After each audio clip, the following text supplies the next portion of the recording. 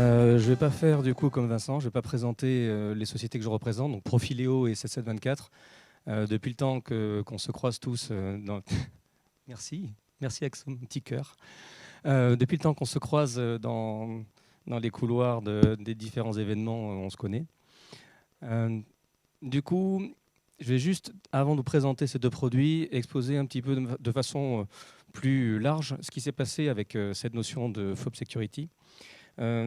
Chacun en fait a apporté un peu sa pierre à l'édifice. Au départ, c'est ce monsieur-là qui a parlé avant, Vincent, qui fait peur, mais qui du coup ouvre les yeux sur pas mal de problématiques et qui a commencé à pousser en disant attention, on a un souci. Du coup, on s'est tous un petit peu penchés sur la problématique de sécurité de façon un peu plus poussée que ce qu'on faisait habituellement. On avait dans les cartons le produit que je présenterai ici, qui était en préparation, mais qui n'avait pas la composante de sécurité aussi forte. Et voilà, on est rentré dans ce groupe, et chacun avec sa valeur ajoutée. La sienne, elle est évidente, hein, on a compris ce qu'il faisait avec cette notion d'infogérance. C'était moins compréhensible pour Profiléo notamment. Aujourd'hui, en fait, ce que l'on fait, c'est travailler pour des agences ou des e-commerçants pour corriger des sites qui ont des failles donc, présentes ou les auditer. Donc ça répond un petit peu à la question que j'avais tout à l'heure qui concernait comment ça se passe pour un petit commerçant. On est capable de le gérer et ça ne coûte pas très cher et ça peut coûter zéro en fait. Donc là, je vais vous présenter rapidement deux produits. Celui qui est issu de notre collaboration au sein de FOB Sécurité qui s'appelle PrestaScan Sécurité. Attention, cette notion-là, le mot security, il est important parce qu'on avait édité un site qui s'appelle prestascan.com. Et il y a eu une association d'idées entre les deux choses, parce que le terme était le même, avec le même logo. Et en fait, c'était deux sujets différents. Il a fallu simplement qu'on donne un nom particulier à ce module. Donc, je parle bien de module, PrestaShop. Et en fait, il n'a rien à voir avec le service. Ça va être corrigé là, mais du coup, on a eu récemment des infos de type ah, mais donc PrestaScan Security, c'est lié à prestascan.com. Pas du tout. C'est le même éditeur, mais en fait, il va falloir qu'on corrige le tir là-dessus. Et finalement, on travaillait en R&D depuis 2 ans sur ce produit-là. On était du coup au sein de cette cellule et on a fini du coup par développer ce module comme une forme d'excroissance du produit principal qui est un produit commercial. Si je le présente du coup rapidement, ce produit, il s'agit d'un module gratuit présent sur GitHub et qui vous permet d'auditer de façon rapide différentes choses liées à la problématique de sécurité sur PrestaShop, notamment... non, comment on revient en arrière, je fais une bêtise. On revient. Voilà. Chose que vous voyez ici, hein, il va être en capacité de regarder les dossiers et prochainement les fichiers, c'est-à-dire descendre dans l'analyse du contenu des fichiers. Ce n'est pas encore le cas. L'état des modules, donc on va regarder sur notre liste les modules qui sont présents sur la boutique et on va... il y a un changement de son. C'est bon, vous m'entendez bien ou non ? Ok, c'est bon. Okay. Ça va lister les versions des modules et les problématiques de sécurité qu'on va avoir sur certaines versions de ces modules. Et enfin, on va commencer à regarder les vulnérabilités qu'il y a au niveau du cœur, qui est souvent patché encore malheureusement. La notion de modification du cœur est toujours présente chez certaines agences. Ça serait bien que ça disparaisse définitivement. Dernier élément qui est un peu passé sous silence dans cette slide, mais qui est important, c'est que quand une nouvelle vulnérabilité arrive, une fois que le module est installé, ça avertit la boutique quand même, et vous devez lancer manuellement un scan. L'intégralité, en tout cas de la boutique, va être rescannée. Le principe est donc que vous installez ce module et vous avez un bouton d'analyse, mais il n'y a rien de récurrent de façon automatique. C'est un produit, quelque part, de mise à disposition de détection, mais ça s'arrête là. Par contre, n'hésitez pas à l'utiliser parce qu'il permet, du coup, dans ce que je vous disais, d'analyser les répertoires et de vous donner des éléments d'action que vous allez faire en parallèle. Ce n'est pas le produit qui va faire des corrections. Vous allez pouvoir les corriger et signaler que vous avez corrigé. La notion de scan que j'évoquais tout à l'heure ici. La même chose au niveau des modules. Alors volontairement, on a fait un truc, c'est qu'on a injecté dedans un des modules. On est aussi concerné. C'est-à-dire qu'il ne faut pas se dire qu'il y a ceux qui sont bons en sécurité et ceux qui sont mauvais. On avait un module qui s'appelle du coup EOTag chez Profileo. Il s'avère qu'il présentait des failles aussi. Donc c'est plus le cas maintenant, mais on l'a injecté dedans pour les besoins de la démonstration. Il faut se dire qu'on est vraiment tous logés à la même enseigne.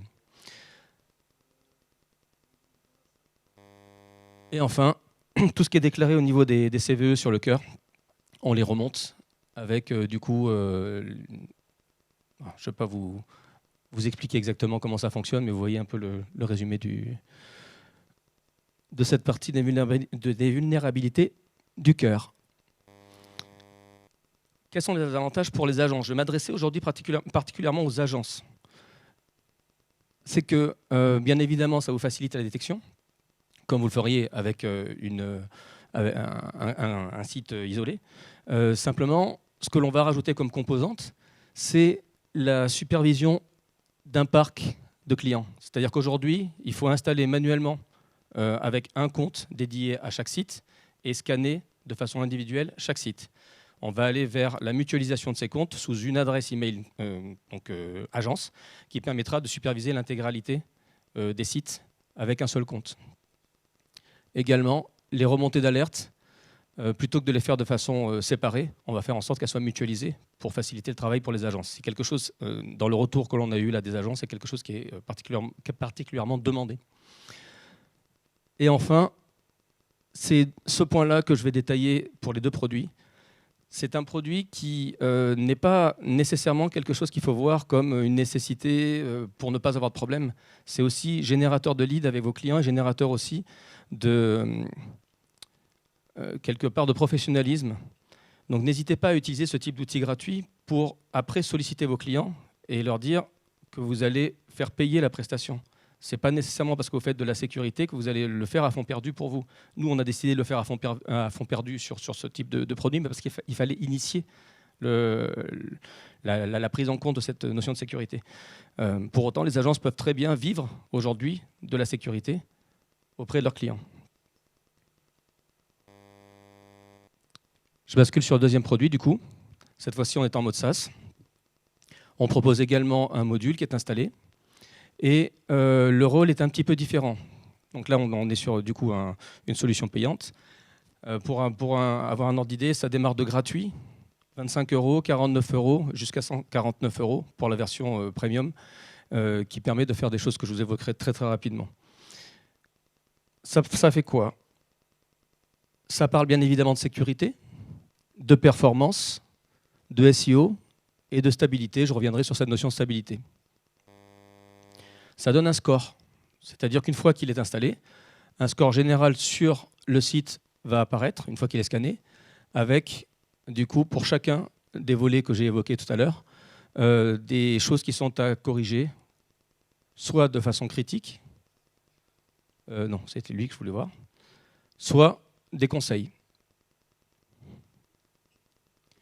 Si on prend un exemple de ces points, là on est sur une faille de sécurité, on va donner des informations sur la vulnérabilité. On a repris notre module EOTag de tout à l'heure et les actions qui seraient à mener. C'est-à-dire que ça va vous guider sur la résolution et pas nécessairement, comme ça nous a été demandé il y a encore très peu de temps, pas nécessairement que ce soit nous qui nous mettions à corriger. On n'est pas là en fait pour se mettre en avant. Au contraire, une fois que vous avez ce produit-là, ce sont les agences qui reçoivent les messages et qui décident de ce qu'elles font de ce message-là. Soit elles le traitent parce qu'elles ont la compétence et elles vont au-devant de leurs clients pour leur proposer des résolutions, payantes ou non. Soit elles ne savent pas le faire, ou c'est un commerçant seul, et dans ces cas-là, on peut les assister. Donc si c'est une agence, c'est bien souvent en marque blanche, et si c'est un commerçant en direct qui a installé le service, on va lui proposer en tant que Profileo du coup des résolutions. Même chose sur un volet cette fois-ci de vitesse. On parle là de, je ne sais pas si c'est un TTFB, je n'ai pas vu, mais non, c'est un LCP. OK. Donc du coup, on indique qu'il y a une problématique de vitesse avec une possibilité de réglage assez fin sur lequel on peut définir par site les règles d'alerte. C'est-à-dire qu'on va du coup signifier qu'il y a un problème de vitesse si on dépasse un seuil critique de 5000 par exemple. Là, on est à 6800 et quelques.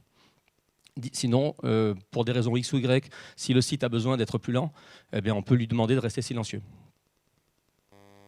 Et enfin, dernière slide, là on est sur une vue, cette fois-ci dashboard pour agence, qui permet de lister l'intégralité de ces sites et d'avoir une vision assez synthétique des différents volets de performance, de sécurité. Ah tiens, et tout à l'heure je vous parlais de stabilité. Qu'est-ce qu'on entend par stabilité? C'est simplement des petites données qui sont très très spécifiques à PrestaShop, du coup sur ce qu'on va analyser. C'est de remonter dans le temps et de regarder des notions de type taux de conversion, panier, commande. Et si on détecte que tout d'un coup il y a une baisse drastique de quelque chose qui avait été moyenné, on va se dire que potentiellement il y a un problème. Ça peut être un problème sur un moyen de paiement, ça peut être un problème X. Et donc du coup c'est intéressant de remonter à l'agence qu'il y a quelque chose qui varie de façon anormale, de manière à ce qu'ils puissent jeter un œil ou qu'ils le corrigent. Voilà. J'ai terminé ma présentation.